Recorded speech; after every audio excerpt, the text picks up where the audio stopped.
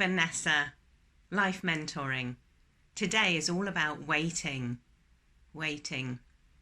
Why do we wait? Do we wait? Some of us are not very good at waiting, but actually waiting in life is imperative. If you want a better life, waiting is imperative. Yes, let me tell you more.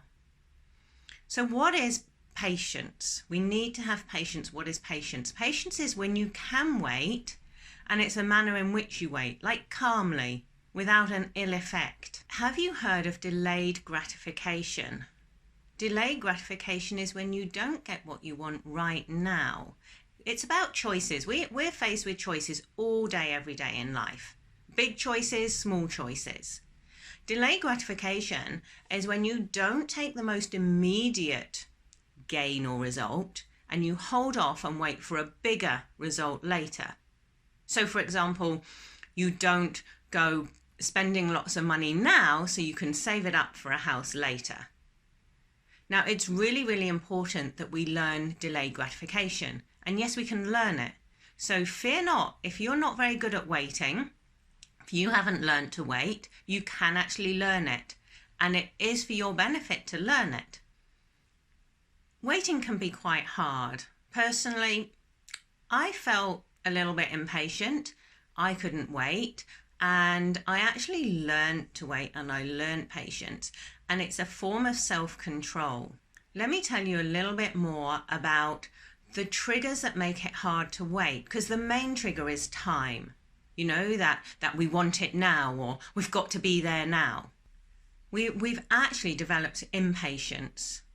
I feel personally that more and more as the generations are going on, we've developed more impatience. A lot of it is to do with our expectations, and we're actually quite drawn in by society and the culture. So if you take the house example, when a century or so ago, when people bought their first house, they just bought a house. That was it. That was the aim, was to get on the housing ladder. And now people feel that their first house must have a separate toilet, have an ensuite, have more bedrooms.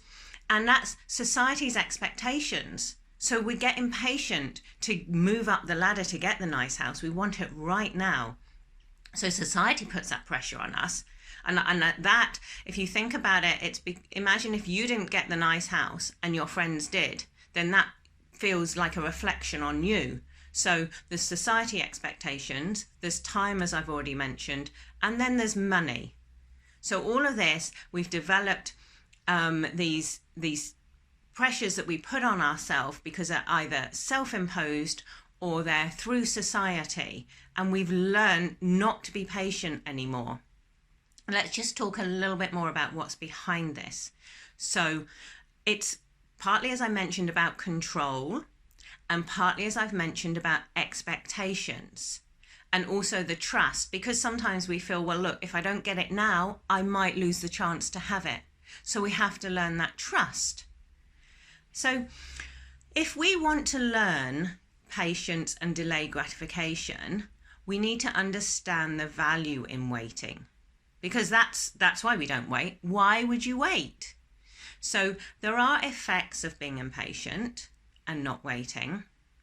And at the time we have like physiological effects. You know, we start to tense up. And it all comes from our thoughts. And then it comes through to our feelings, and then it has an effect on our body. So that's why I said at the beginning, patience is about waiting, and it's the attitude while you're waiting. So you need to have the thoughts behind it so you can wait like calmly.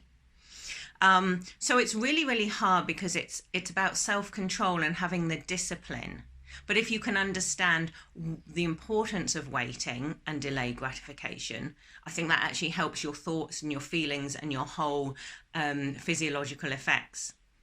The problem is we have this view that we want it and we want it now. Why can't we have it now? And we think it will make life easier. And we always go for the easy option. And waiting can be really hard. So that compounds it. Why wait? You know, that's hard. I want it now and it will make my life easier. And it's easier not to wait because I'm not very good at waiting.